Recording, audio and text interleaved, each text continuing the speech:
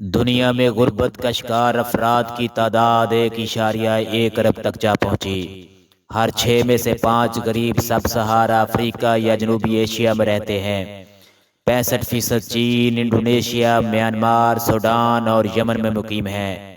اقوام متحدہ کی حالیہ رپورٹ کے مطابق دنیا میں غربت کا شکار افراد کی تعداد 1.1 ارب تک جا پہنچی۔ رپورٹ کے مطابق 110 ممالک میں 6.1 ارب افراد میں سے 1.1 ارب لوگ غربت میں زندگی گزار رہے ہیں۔ ہر 6 میں سے 5 غریب سب سہارا افریقہ یا جنوبی ایشیا میں رہتے ہیں۔